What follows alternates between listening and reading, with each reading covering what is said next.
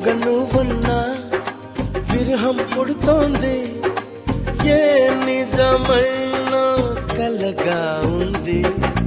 విసుగేతో కలిగింది, దిగులేతో పెరిగింది, అసలేతో జరిగింది, మతి కాస్త పోయింది.